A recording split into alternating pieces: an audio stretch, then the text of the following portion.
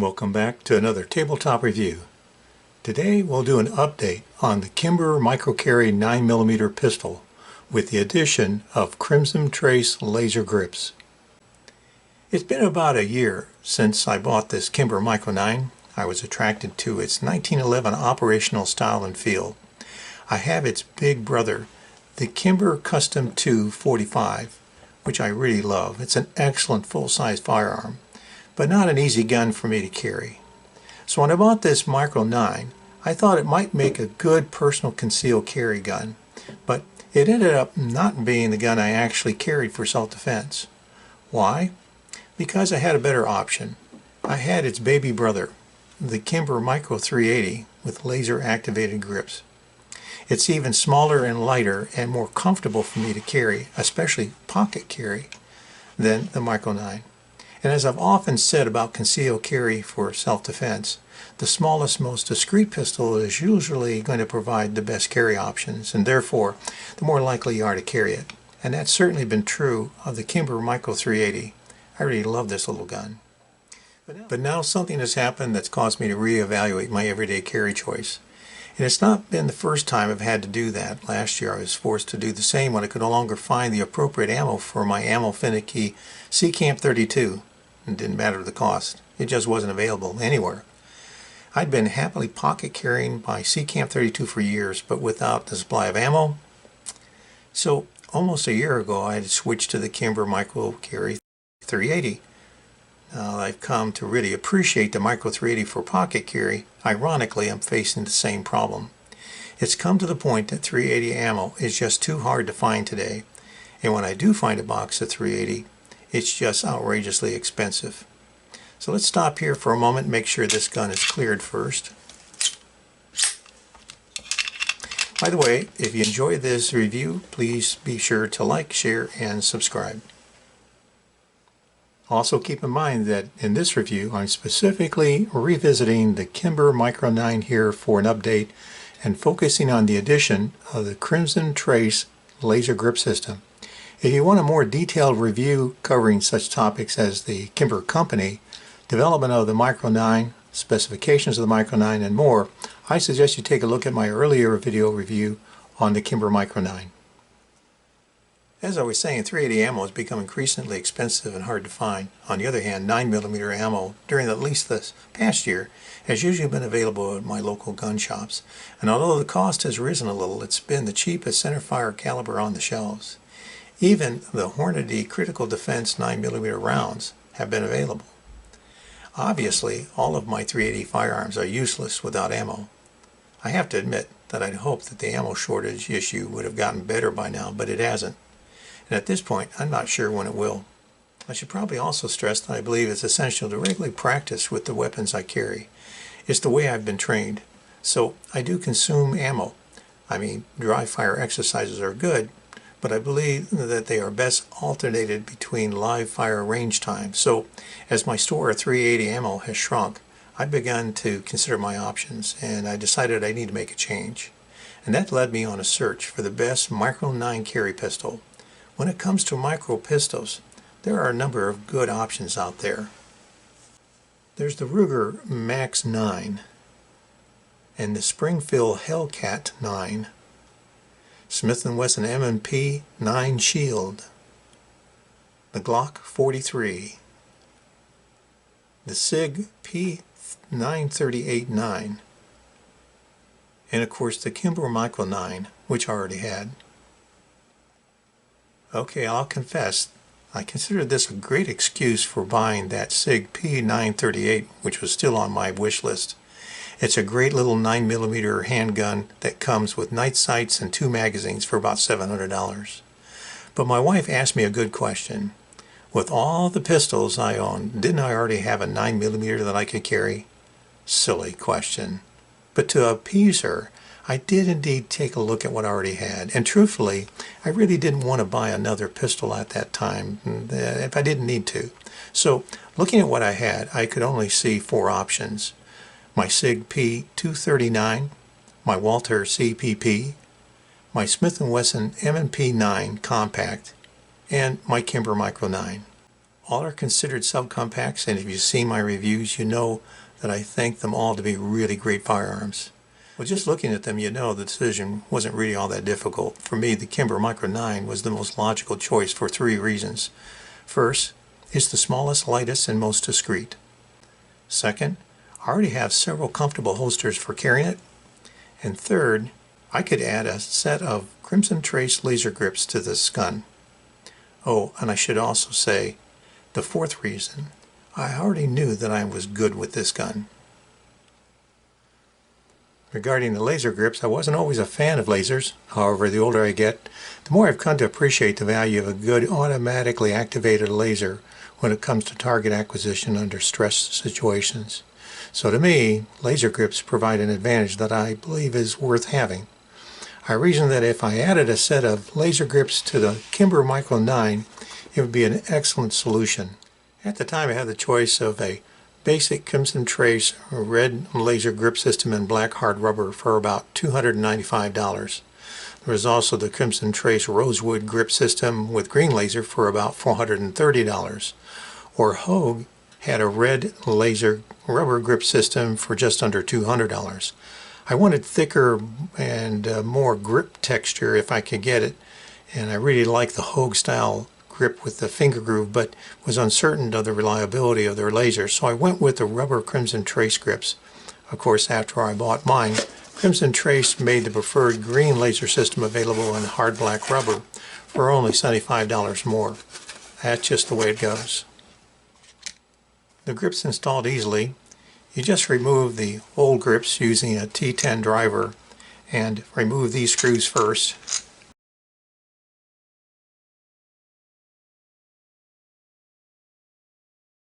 Then move the upper screw base on the right side grip to the lower position, and you're good to go to install the laser grips using the same screws.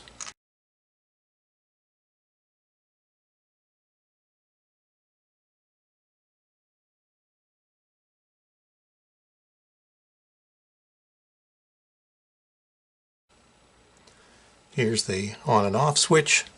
There's the activation button.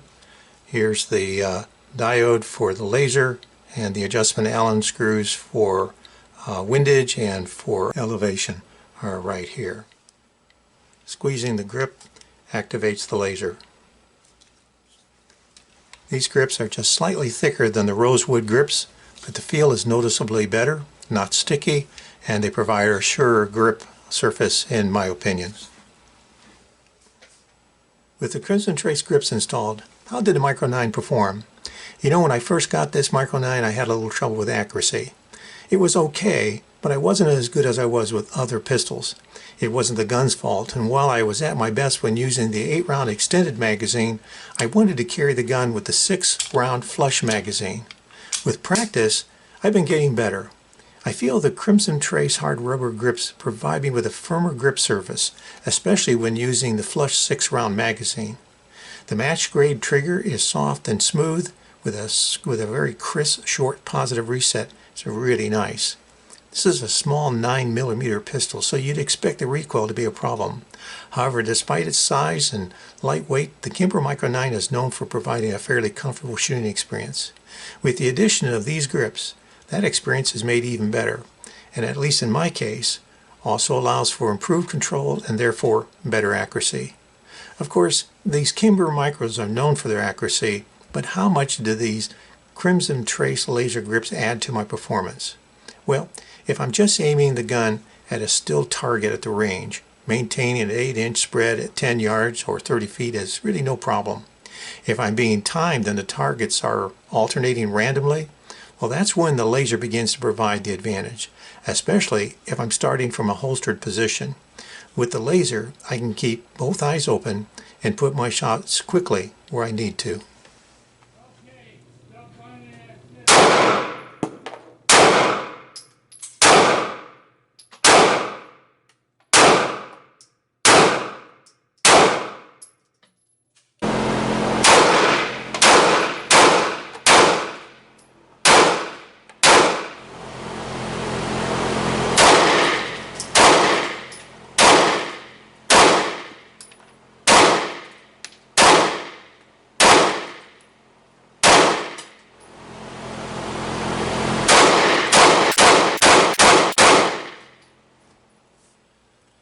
The biggest con regarding the Crimson Trace laser grip system is its cost and availability.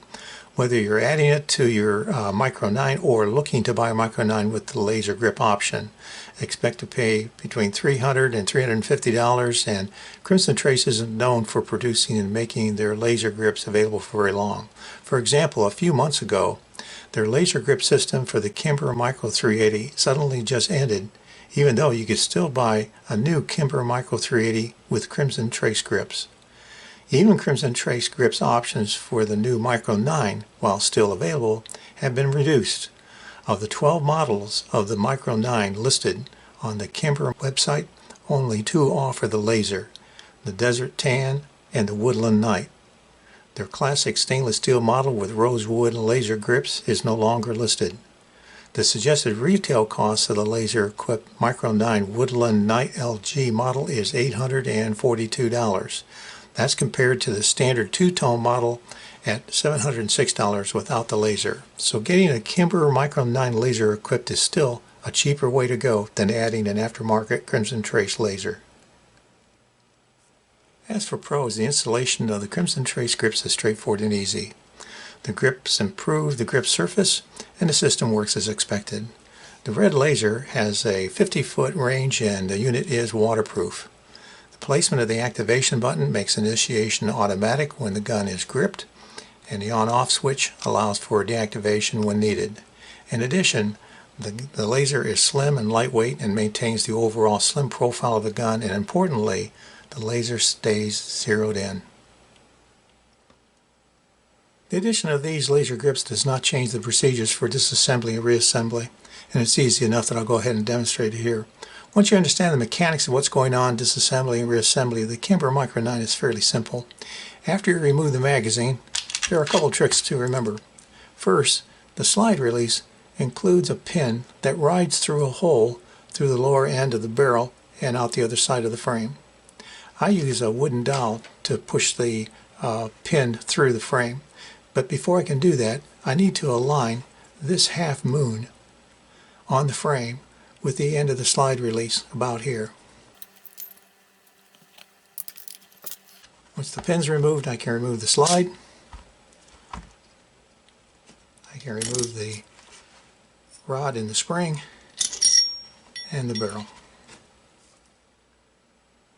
Reassembly is basically the opposite. I'm going to return the barrel to the slide, the rod in the spring. There's a notch, a half moon type of notch on the end of the rod there that faces down toward the barrel. Sometimes getting the rod through that little hole right there is a little bit of a problem. Once everything's aligned, you can return the slide to the frame, and now this little unit sticking up here is the ejector that needs to be pushed down. That allows the slide to ride back on the frame. We're now going to bring the slide back to where the half moon is over that hole there. That allows us to insert the pin into the frame and through the hole on the bottom of the barrel. And then we need to bring the slide back far enough so that that half moon is right above this area over here, so that the back end of the pin can be slipped into the slide area.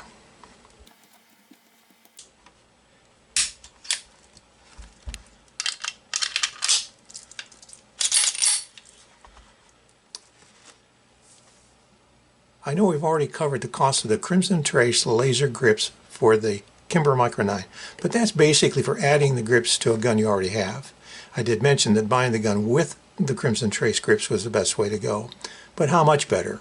Well, I saw a new Micro 9 with the rosewood Crimson Trace green laser grips at a gun store yesterday. It had a price tag of $720. This store usually has very competitive prices. At one time, Kimber had a manufacturer suggested retail price of over $800 for this gun. As I said earlier, it's no longer listed on their website, but the stainless steel micro without the Crimson Trace grips is listed at $706 today. So this store was offering a pretty good deal. Now, I paid $295 for my laser grips, and I paid a little over $400 for the gun without the laser grips last year. So in comparison, I came out about the same, but without, of course, the rosewood grips and green laser. Not bad, but again, realistically, price-wise, I'd been better off if I'd gotten the gun with the laser. Now, before we end today's video, I'd like to remind you, if you haven't already, be sure to like, share, and subscribe down below. And thanks for watching. Well, I've always liked the Kimber 1911 style firearms. From my full-size custom carry to my Micro 380, my experiences have shown them to be reliable, well-designed, and attractive firearms. When I was faced with the challenge of how to maintain my typical training schedule during an increasingly difficult ammo shortage, I've been forced to reconsider my choice of everyday carry. It's a good thing I had the Kimber Micro 9 as one of my options. When I originally bought it a year ago, I admit I had a little trouble justifying my purchase. I hadn't really planned on carrying it, and I really had quite a few 9mm compacts to choose from, but when it came down to this decision of which 9mm firearm made the most sense to become my new everyday carry, it was the Micro 9 that easily won out. Although a little heavy and bulky compared to my little SEECAMP 32, the Micro 9 can indeed be pocket carried. And if needed, I have several inside the waistband holsters that are quite a comfortable solution. Of course, the added ballistic benefit of carrying a 9mm over 32 or 380 is good, and the addition of the Crimson Trace laser grip system has worked well for me, and my speed and accuracy has improved with practice. My long-time familiarity with the 1911 pistol makes the function of the Kimber Micro 9 quite natural for me, and the availability of 9mm ammo has made it easier to stick to my training schedule at the range. As such, the Kimber Micro 9 has been a good solution. So how would I assess the Kimber Micro 9 as a concealed carry subcompact firearm? The Kimber Micro 9 isn't just pretty, its ergonomics are outstanding. There's no doubt it's accurate, reliable, has excellent fit and finish, it's smooth all over, it's lightweight and very compact for a 9mm. The 3-dot sights provide a good sight picture, although night sights would have been nice. Maintenance is fairly easy, which I think is important. Its function is silky smooth, with an excellent match-grade trigger and minimal muzzle flip and reasonable controllable recoil. And what about the Crimson Trace laser grips? Were they worth the $295? Perhaps. Of course, I wish I'd gotten the green laser version, but my overall accuracy is indeed better with the laser, somewhat because of the textured grips themselves. I also wonder if the whole laser grips might have been a better choice and saved me $100, but I try not to dwell too much on these what-ifs. In the end, I have a reliable, accurate, and comfortable carry weapon for which I can easily find the affordable ammo I need, and that fits my current everyday carry needs, and importantly, in which I have a high level of confidence. I think that's pretty good. Any weapon you carry is better than the one you left at home. Thanks for watching. Hope you'll be back for my next tabletop review. Until next time, stay safe.